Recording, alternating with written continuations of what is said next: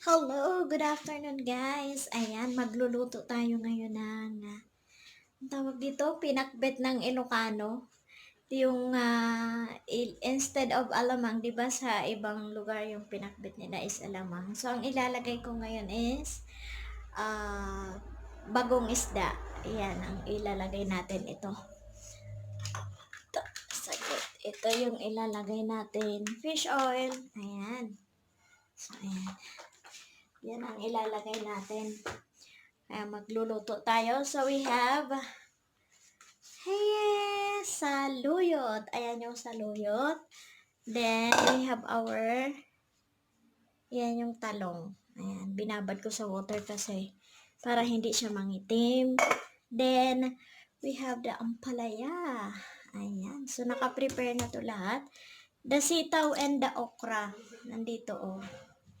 Ayan, okra and sitaw. Ayan, fresh from the garden.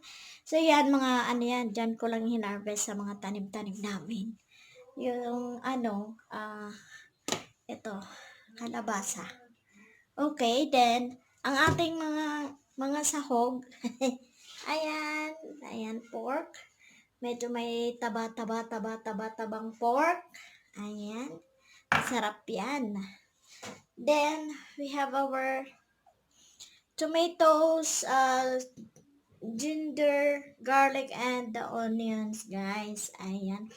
So, ang first na procedure natin is igigisa muna natin yung karne.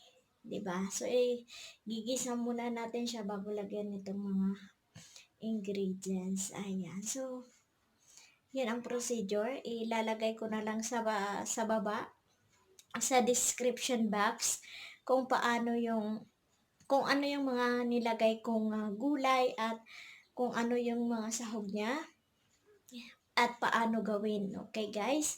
Para at least malaman nyo din. Ipapakita ko sa inyo pag luto na po siya. Ayan. So gagawin na natin. Maggigisa muna tayo. Gayon, maglalagay tayo ng oil sa ating lutuan.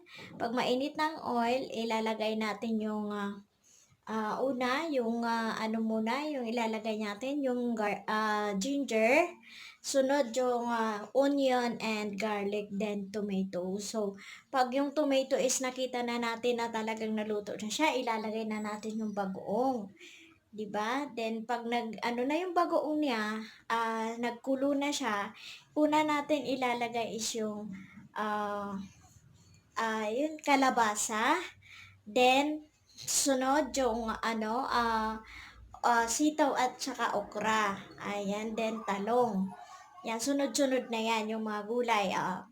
Kalabasa, okra, sitaw, talong, ampalaya. Then pinakahuli yung ating saluyot. Kasi leaves siya, madali lang siya maluto. Ayan guys. So, ilagay ko na lang ang description sa description box. Ano ba ang procedure? Paano ko ginawa yon? Para ma-share ko naman sa inyo ang aking ulam for my dinner today. Ayan, that's pinakbet. Ilokhanong pinakbet. Ayan. So, ayan guys. Balikan ko kayo. Ipapakita ko sa inyo pagluto na po siya. Okay, thank you. Ayan guys, ayan, ginigisa na natin yung, nandyan na yung, karne, nandyan na din yung garlic, onion, and ginger. Then, pag nakita na natin na medyo nagmantika na yung baboy, ilalagay na din natin yung tomatoes and the bagoong. Hello, I'm back. Ayan, so luto na yung ating pakbet ng Ilocano. Ayan, pakbet yan ng Ilocano kasi bagong isda yung ginamit natin, yung fish sauce. Yan. So, ipapakita ko sa inyo guys ang ating finished product. Ayan, ayusin lang natin yung camera para makita nyo. So, eto na siya. Ayan guys, nakita nyo? Umuusok-usok pa siya. Ayan. So, this is it. Okay. So, ito na. Ang sarap. Ayan. So, masarap siya. Ayan. Okay guys, so ayan na ang katapusan ng ating pag-try ng magluto ng pinakbit ng Ilocano. Ayan, so guys, thank you so much to everyone who are supporting my channel, Bicolano Ako Vlog. And don't forget to subscribe and like and comment to my channel. Thank you guys. God bless us all. Ito yung mga ingredients. Ayan, talong. Ayan. Ampalaya ito, fresh from the garden. Kalabasa, pampalinaw ng ating mata. Ito yung ating okra. Ayan, fresh na fresh.